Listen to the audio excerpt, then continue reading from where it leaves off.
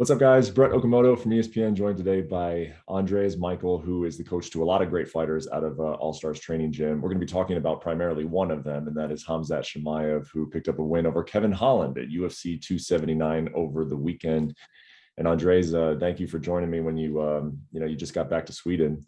Appreciate your time. A lot to talk about, obviously, but I think the first question I want to ask you is just, what is your biggest takeaway of all of the after everything that happened over the last 7 days, like you flying back and now sitting there digesting it all? Like what is your biggest takeaway? Well, I want to start by saying thank you for having me. I just came home. I just arrived in the door about 3 hours ago. Yeah. So I'm totally dead, jet lagged. Yeah. Las Vegas is like 9 hours back. Mm-hmm. So it's a death trip. It's a tough trip, the Vegas one. Yeah. Excuse me if I'm like all soul and everything like this. You got a good excuse. Yeah. Yeah. My take on everything, that what happened, like it was really, really heavy, this trip. Heavy on the coaches, a lot of stress, a lot of work, but a lot of worry, a lot of uncertainty of what's happening. Was just a lot of everything. Yeah. But we got the job done. Mm-hmm. Got the job done. Then, of course, it's not nice. In 23 years of me coaching, this is the first time that any one of my fighters has ever missed weight. Wow. I want to make that first time ever. That I've been in the corner of somebody that has missed weight. So I'm not condoning it. I'm not agreeing with it. I know that half the battle is making weight and the other half is winning the fight. And we didn't make the first half, but believe me, I did everything in my power. And at the end of the day, you have to just stop and think as well, and say, how much can I push? How much am I going to do? How much with it being safe? Seeing that it was just getting we took the first. We had 7 kilos. What's that? I don't know what that is in pounds. 17 or so. Yeah, something like that. 17 pounds. We took the first 4 kilos quite easy, and then it's we're gonna take the rest in the morning. So we had about 2.5 kilos left, 3 kilos left, and we're gonna take the rest in the morning. But then it's some complications started happening during the night. So getting cramps, started throwing up. He started being dizzy. He couldn't his body was seizing up, and we called the UFC. We called the physician, and we wanted the advice from him, because I'm not a doctor. I don't know what's safe or not safe, and I always I always take the safe route with things. Playing with people's lives here. It's not it's not a joke, man. A fight you can fight like any other day, but a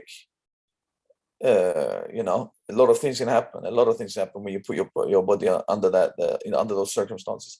And you don't have to name them, but there's a lot of things: brain inflammation, heart attacks, your blood gets thick, a lot of stuff, Mm-hmm. So overheating, and it's just your body's going through something that is pressuring to its limits.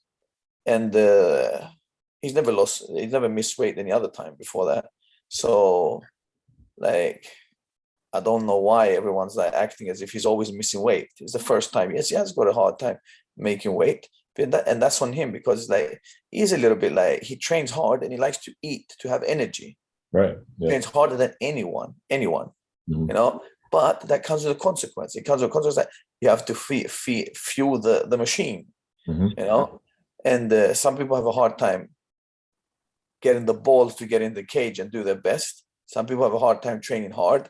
Some people have a hard time like doing the simple things. He just has a hard time not eating because he's training, like his workload is so much, you know, and that's how he wants it to be as well. That's how he wants. That's how he feels. I have to stop him many times on like and tell him like enough now, enough training. You know, I have to stop him. Yeah. But other than that, like, you know, like that's the main thing there. That this time it became harder and harder and harder for him. Like every time he cuts weight, so we thought of bringing in like a nutritionist. We thought about bringing this, we bring out that, just to help him out. But the body just didn't really respond the way that it should respond. He started off like the camp was started like suddenly, and didn't have time to prepare before camp like he usually does. And of course, that's his main thing as well. That like, you know, like he'll fight anyone, anywhere, anyhow. Like not anyhow, but you know, like. Yeah. He use like bare knuckled or knives and guns now. I'm not saying that. I'm saying like anywhere, anyone, you know. But what I'm saying is that, and when that thing like, okay, I'm gonna fight now, he has to be always ready. It's difficult when you're like when you are a little, when he's a little bit like up in weight, because he's not that careful either to like stay in a reasonable weight. On reasonable weight before his camps. So he just like trains hard, eats hard, you know. So and then like he's strong and big, and that has consequences. You need time. You need time to get down to the reasonable weight before you start your camp. Like, and we had like Diaz came like in the end of August. We said, can we move it a little bit, please? Because this is a legacy fight, that one. Can we move it, please? Of course, we would love that fight. And that would be an amazing fight. And we want that fight. And they moved it like, I think like 1.5 weeks after that. 2 weeks after that. And we had like 5 or 6 weeks of preparation to get into camp. When we heard about it, I think 6 weeks, yeah, 6. And he was already like about 93 kilos, 94 kilos, somewhere there, starting his camp. So we were just like, I was thinking like this, should I sacrifice, make the camp all about his weight? Or should I make the camp him training good to win? Because a lot of people make this mistake that they train only to lose weight. And it's disastrous in LA. They just like zombies, doing it just enough, like, and then going home like and not feeling good and all this, and their training looks like shit. Of course we're training and we got down to a decent weight. I'm not saying that, but it wasn't only about his weight, the training, and it never will be only about his weight. The training will be about him winning. And he has worked before, but this time it was a little bit heavier than usual when he came into camp. Yeah, I don't know. I lost you there, or do you get what I'm saying? It makes perfect sense. Yeah. And it was a little bit heavier than usual. And I don't train people just to make weight. I train people to win. You know, and it's worked for 23 years. You know, so this time, like, we got him down to a decent weight. He only had like about like 8 pounds. 8 pounds. I actually had like 6 pounds. 6 pounds like to lose. But then we drank before because he needed to rehydrate a little bit before we weighed in with the physician's recommendation. Remember that. This is the doctor recommended this. I will not go against the doctor. I don't care what all these people say. Like, I was there, I know what's happening. And if anyone doesn't believe me, I don't give a you understand? Not trying to convince anyone. That's how it was, and that's how it is. Like, not trying to hide it. Of course, I would have I would have done. We fell into depression when we didn't fight like Diaz. Mm-hmm. That was a legacy fight. You think that I didn't do everything in my power to make him like fight Diaz that night. I think I didn't want him. Like, that was like a perfect fight for him. And you saw how it was. Like, would have been probably around if the whole world agrees on that. Like, he dodged the bullet, yeah? Or what do you think after you saw Diaz match? I think everybody agrees with you. Yeah. Exactly. You understand? So it was just that when I see a person like struggling like that, I have no problem with that. Like, you struggle, okay, the weight cut is, but when the body starts cramping, you start throwing up, you start getting dizzy, you start like fainting and all this stuff, then that's not normal. Right? That's not normal. That's not normal, my friend. Like, that's the body's like shutting down, you know. And then we have another like 3 kilos to cut as well after that. That's like, would you dare do anything? Would you dare push him to make weight? Absolutely not. No. Well, I guess my question to you, because I'm sitting here listening to it, and it's like, because of the circumstances and because of how heavy he was when he started the camp, you wanted this fight, so you said yes to the fight, but it had to be kind of perfect. Almost, it seems like it had to be a perfect blend of like, we need to prepare, but we also need to make this weight.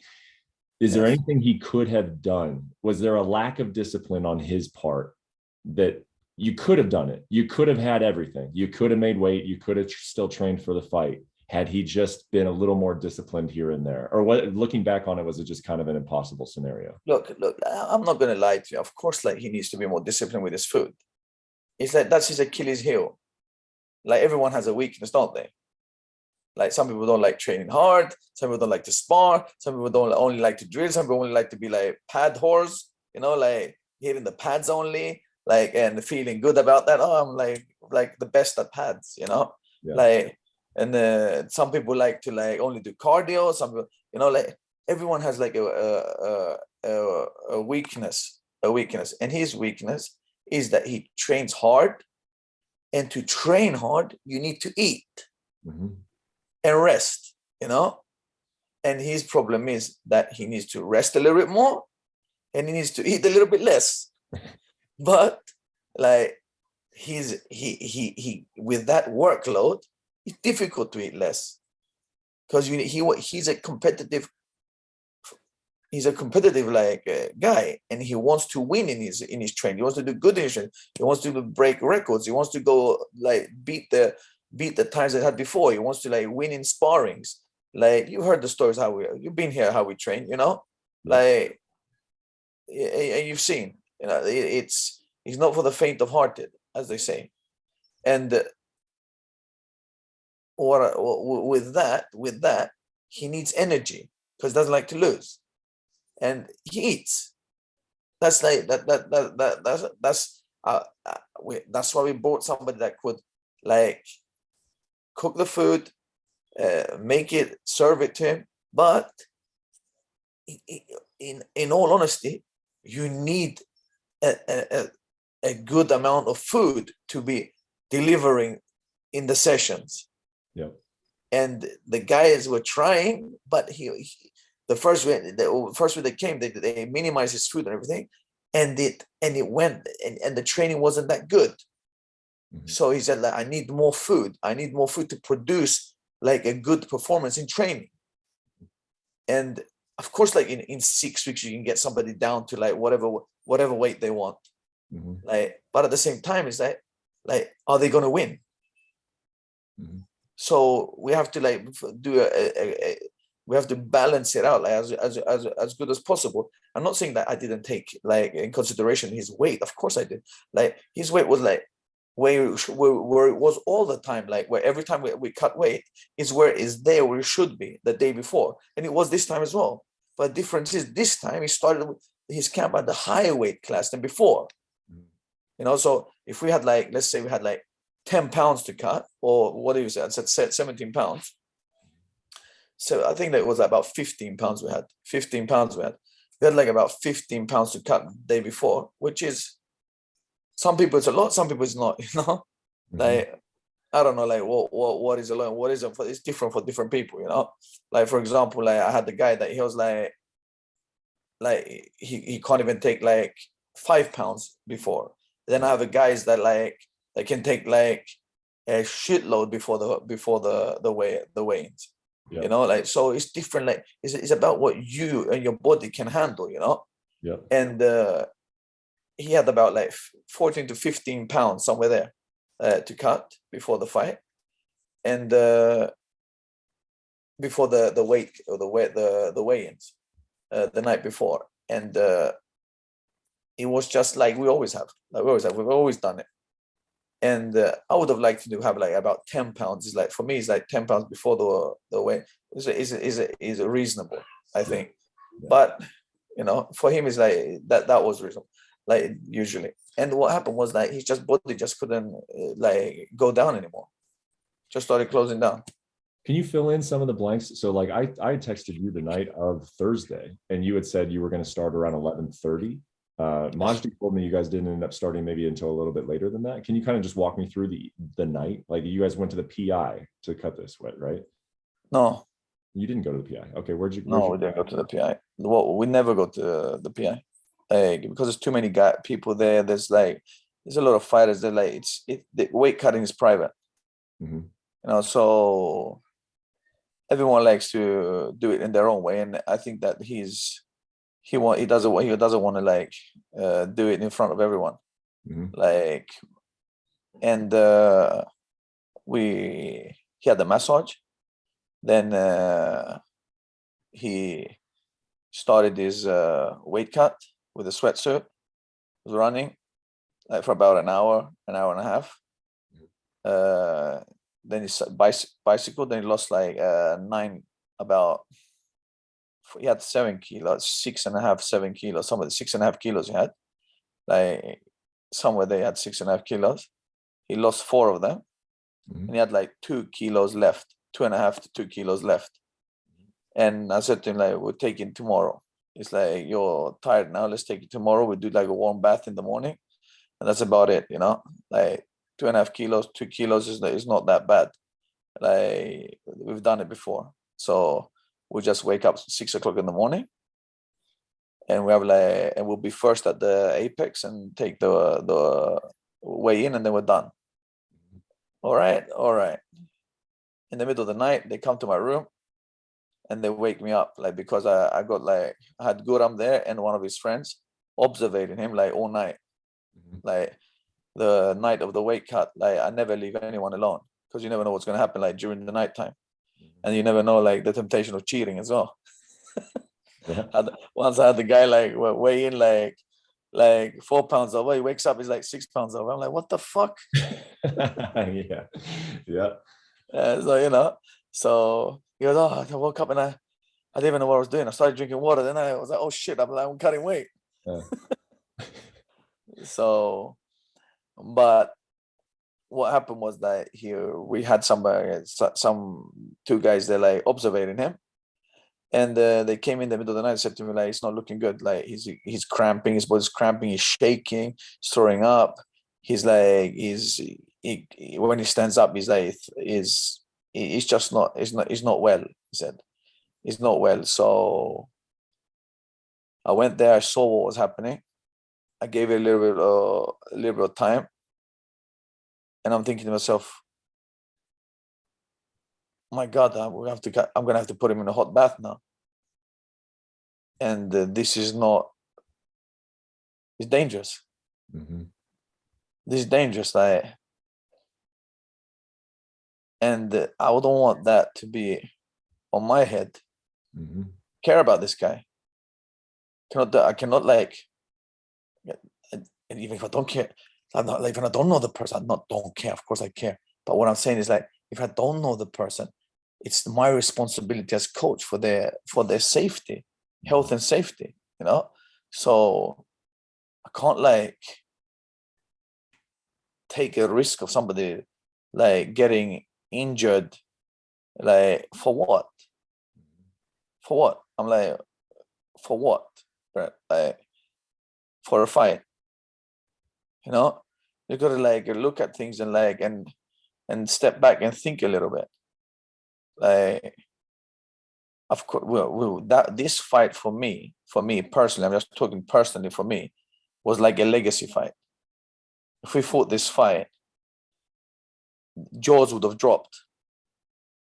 He would have just run right straight through him. And I'm like, I'm not talking ifs and maybes.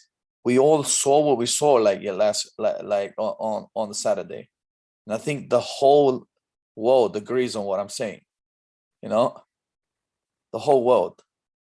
So that's what that would have been that's what we're working for, and that's what we was motivated to do. And it was tough that I had to make this decision, and it was tough on all of us. And when the physician came, he goes to me, he said, like, this is what he actually said: tell Nate that I give him all my purse if he just takes the fight at a little bit higher weight class. Just tell Nate I'll donate my purse to him. Donate, like, I'll give him my purse. Like, if like that's what he told the UFC. Like, and I said to him, "Are you sure you want to fight? Like, you make the choice. I'm behind you. You know, yes, but I want to stay in this weight, on this weight that I'm at now." He said, "I just want to, like, I'm not gonna drink anything." I already gave him like a couple of glasses or 2 glasses of water. You know, like, I'm gonna stay like in this weight. I said, he said to me, and the physicians always take the safe route. They were saying, like, you want to fight? And he said, absolutely, I want to fight. I'm gonna fight. They said, I'm gonna fight, but just tell Nate, please. I'll give him my whole purse if he fights like if he fights like a little bit heavier. Mhm. And we know the answer. He said, of course, I understand, Nate. I wouldn't have done, you know, of course. Like, the guy has suffered as well, like, to go down in weight. No disrespect to him. All respect to Nate. Like, he did his job. He's a professional. Like, we were the ones that were like out of order, you know, and with whatever the excuse is, that's on us, isn't it? He doesn't have to like care about that. Because it was you, right? He was Yeah, it making was it me. like it was doctors, but you was you. It was about like 6 o'clock in the morning. Okay. About that. I'm not like, I don't know exactly what precisely what the time was, but it was around that time. And he had been Like cutting maybe that like 5 or 6 in the morning or something like that. And you guys have been cutting that circa, like at the hotel that you were at, New York, yeah. or you were at the New York at that point? Yeah. And he had like a jacuzzi in his room. He had like a hot bath. Like, so it wasn't like as if like we were missing anything. Yeah. I made sure that they opened the gym for privately. I called the hotel manager, and he like opened the gym for us. So we had like a sauna, we had like the treadmills, we had everything. Mhm. Like, he opened it at, it was like 11:30, 12, somewhere there. He opened it for us. Okay. So we had we had like so I don't want to hear like, oh, they didn't have the right equipment, that, you know, people are getting excuses out of their ass. There is no excuse. We did everything perfect, and his body just couldn't make the weight. Yeah. That's just it. There's no like, oh, who was wrong and who did wrong. Like, we all were wrong. Shall I satisfy one? Okay, I was wrong. Okay, does everyone make the people feel better now? Like, you know, so like, it's just, we did everything like according to plan, like we always do. Like, and he just, like, his body, you know, like,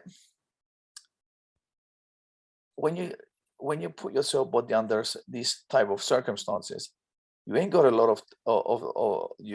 of times when you can do this stuff, when your body's going to be like okay with it.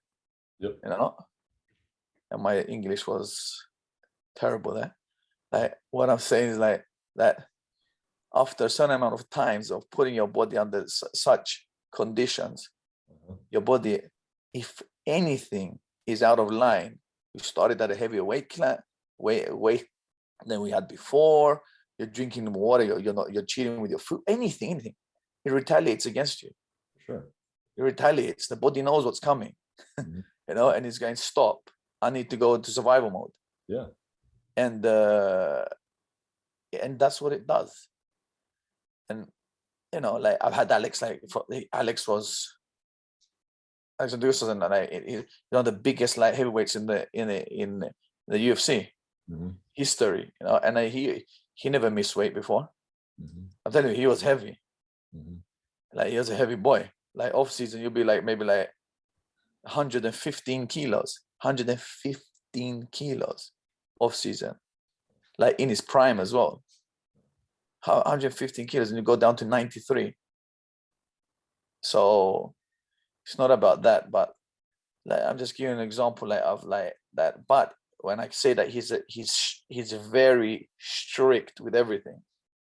He goes home, like he lives like on his diet plan like a he's like a nun when it comes to like dieting and things like that, because he has to you know. You get yourself out in that state, you better get yourself back into state, you know. And Joe Rogan asked a question about what if it was a title fight. It wasn't a title fight. And a title fight, we're not going to take that in such a short notice. And a title fight would make sure like that it would have enough time, would make sure that we have enough time before we accept the title fight. Like, you know, like we're not going to take a title fight like in 6 weeks notice, 7 weeks notice, you know. That's not good enough. If we know that like that we have like a problem with the weight, then like if it was a title fight, then but this was just, then you say like, why did you take this fight? Like they're gonna say, everyone's gonna say now, why did you take this fight? You didn't make sure. Well, he wanted to fight. He wanted to fight Nate, and Nate's not gonna wait for us. You know, that's the difference. A title fight will wait, but Nate's this is his last fight, and we had like both our feet in one shoe there. We had to take this fight to make it happen. You know, so if you want to fight Nate, you better fight him when they tell you to fight him. You know, a title fight, we can always push it like a little bit further up, because a champ is a champ. He's not going to stop. He's not going to go. He hasn't got one fight in him, and he's going to. Whoever holds the title will fight him. Yeah. You know, but this was like once in a lifetime chance. And the UFC had told us like, guys, he's not gonna. You better take the fight. Because you're not going to get a chance like this again. Yeah. Well, let me ask you this, and it's been great talking to you, and I'll make this the last question because I know like you got family. You've been. No, it's no problem. It's no problem. I agree with you. Your point about this was a special circumstance. Nate wanted to fight as soon as possible. You know, last fight of his deal. If you're going to fight Nate Diaz, this is the time it had to happen. But you also know how this sport is. You know, I mean, UFC all of a sudden gets a venue in the UK with Leon Edwards, and they want you to go in a certain amount of time. Like, it is about timing. There are things that just pop up, you know, and they ask you, you want to be ready? Do you want this opportunity? You know, that is sort of how the sport goes. And I asked you before the fight, how many more times do you want to see him at 170? Like, has your answer changed based on this, and just knowing how the sport is and knowing how difficult it is? How many more times do you even think is appropriate or likely that we see him fight 100? Look, let me tell you like this, Brett.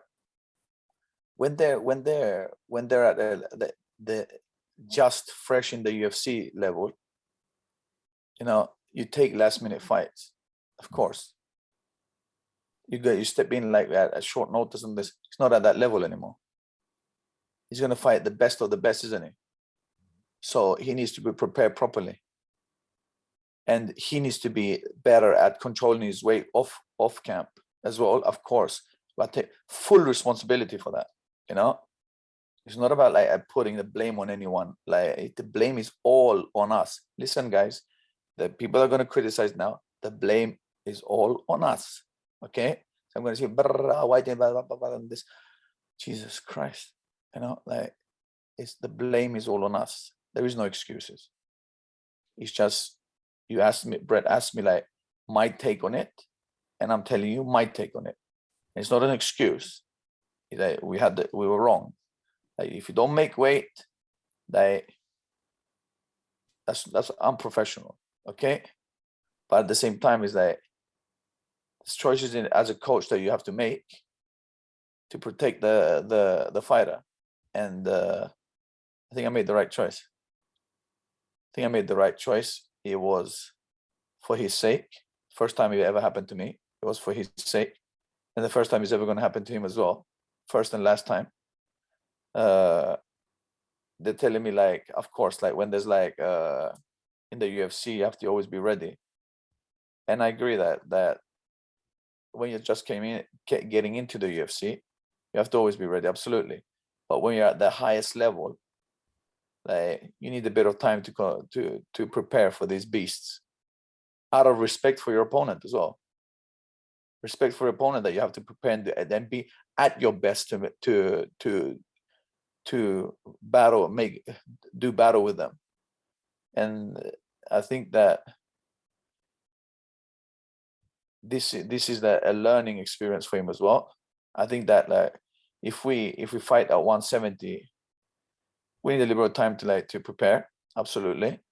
Like, we know like that he was a little bit heavy. We took a risk which was negative, and we thought that we could do it, like that his body would respond good. Like, when he came in heavy in camp, so that we could do it. He wanted it, of course. So everything is his choice. I'm not like a tyrant. Everything is his choice. Like, I asked him, he said yes, I can. Then we discussed it, and then we did the best that we could. And there was a few mistakes done. Absolutely, there's a few mistakes done. Like, nothing's perfect, but at the end of the day, like, it just is how I said now. He needs a little bit. He's a big boy. He needs a little bit of time to fight at 170. Like, you can make weight. Of course, you can make weight. Like, he needs a little bit of time though. But we're gonna be like going up and down. We go like at middleweight and then welterweight, middleweight and welterweight. We get ranked in both the divisions, and then we take both belts. But I think, like, if we get like a title shot now,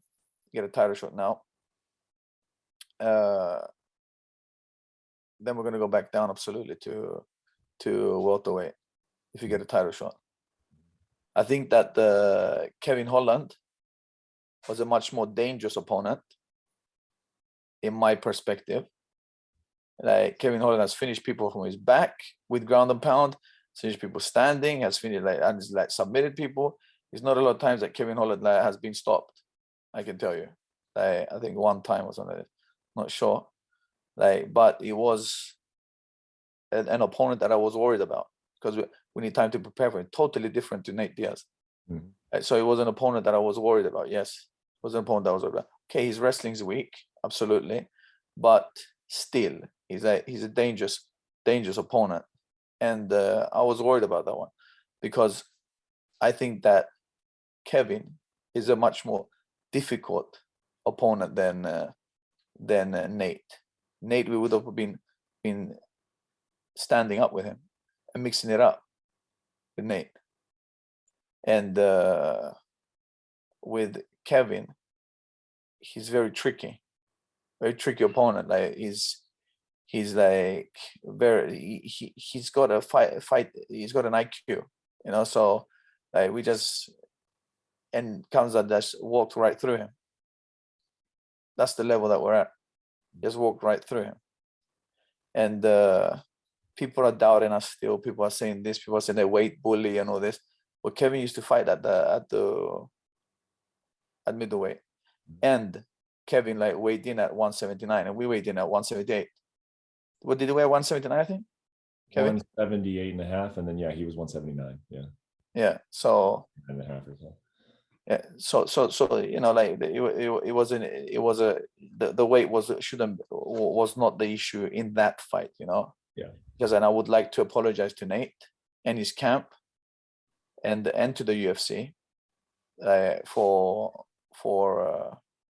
that we didn't make weight. It's embarrassing, and unprofessional, and we have to take responsibility, don't we? We can't be like, whatever. No, we have to take responsibility for that, and we take responsibility for that. And I think that like if you don't man up and say that, then we showed bad character. Like we have to respect like the sport. We have to respect the people that like have signed the contract and put their body under the strain to make weight. And all respect to Nate and his camp. He's a warrior. We can say whatever we want. Oh, he looked terrible, but he's a warrior. He comes to fight, you know. And he's always come to fight. And one thing in like you can't take from him, he's got the heart of a lion. And respect to him. I think that at the end of the day, it worked out better for Nate. Like it was a much fairer fight for him, his last fight, than what he like just. It was a much more just fight for him than having as his last fight Khamzat Chimaev. You know, that's quite mean, I think. Yeah, I wouldn't disagree with you. One more thing before I let you go is when do you think he'll fight next? When would you like to have him fight next? I would like to fight him. You know, we're talking about like different opponents now. They're like this guy, that guy, the middleweight, like welterweight. How long is that? Like Paulo's like popped out of nowhere. You know, like and whatever. Like you know, the thing is now, you know how they see Khamzat? They see Khamzat as the money fights. You know, like they see McGregor. They see Khamzat as a money fight. He's in the limelight. Like everyone wants to burst the bubble. Like, and they see him like as like the guy that they can make their name of, and they were the guy that they can ask for more money to fight him. You know, so everyone's gonna start talking. Everyone's gonna start criticizing. Everyone's gonna start hating. Like, and you know, it's like he's a bad dude. Khamzat. You know, he's not like he's not gonna tell you what you want to hear. He's going to tell you and do what he feels like doing. And that's the nature of the wolf, the beast. You know, so trust me, it's killing us. You know? But we love him to death. And he's at the end of the day, like he's got a bullseye on him now. And everyone's going to be talking. If we entertain all this and try to like, this is what I'm telling him as well, just don't answer. Who cares? Like the people trying to be millionaires on your back. That's the best gift you can do them is give them attention. That's the best. You're giving them a gift there by answering. It's like, you know, that's what they want. Like the fight with Paulo, the fights like with like Kevin and all this. Like, you know, like you saw what happened. Kevin was a warrior. I like the guy. He came and told me, like, you know what? Told me after the fight. Came and told me after the fight. Man. Never, he's the real thing. He goes to me, just like he walked to the cage. If you see the fight, he walked to the cage and said to me, Coach, he's a real thing. I'm telling you, he's the real thing. He's a bad dude. He goes to me. That's what Kevin said to me. That's what they're all going to find out.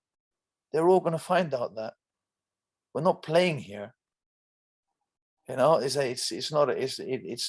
not something that we just like he's for real. This guy, he's ferocious. He's fucking ferocious. He's not going to be loved because he's like he goes through people and he's not going to be loved. Like, so we just have to accept that and and do what we have to do, win. Like, we know that like people are waiting in the bushes, like to that day we fall, you know, just waiting there. Oof, how they're waiting, you know, but not today and not tomorrow, you know. Man, so they'll wait for a little bit longer.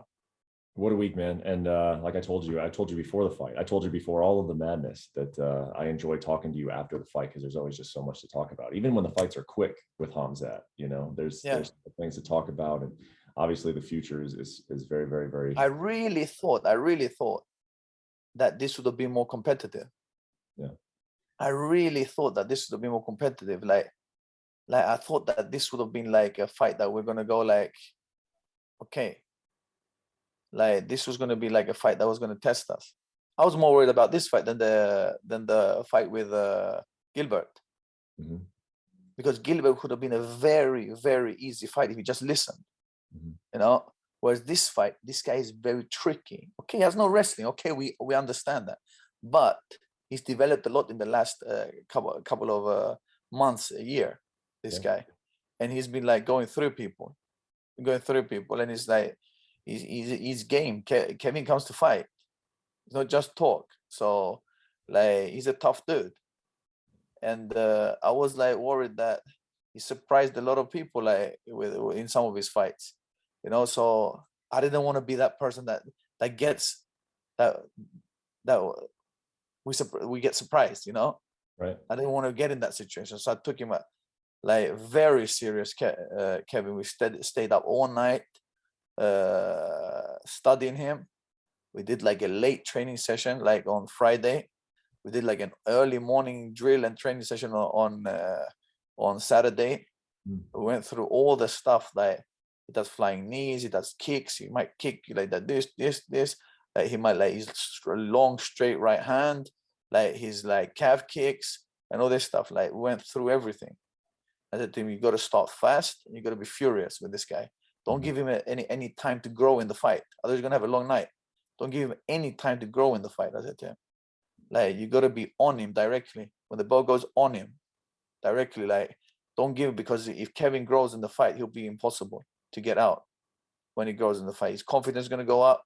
He's going to realize that like he has maybe a chance, like, and like Buster Douglas and Tyson, you know, like you start scared, but then you turn into like a difficult customer.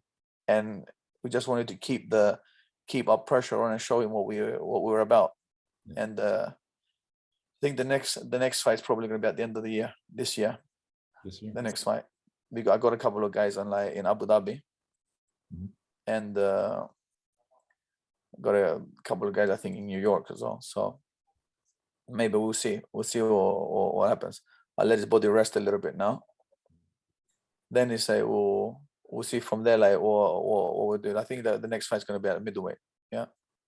So we rest a little bit from the hard like weight cut, and he can like won't have to. The biggest stress for him is not the training, not the sparring, not the fights. He's like that he'll do that like in a heartbeat. The only thing that he thinks is a hassle is the weight cut. Yeah. You know, he just thinks it's hell. He hates it. Yeah. He hates that. He just wants to train and eat. That's it. That's all. Yeah. That's what he always says to me. Yeah. Why can't I just train and eat and fight? I said, because there's weight classes, my brother. There's weight classes, you know. Yeah.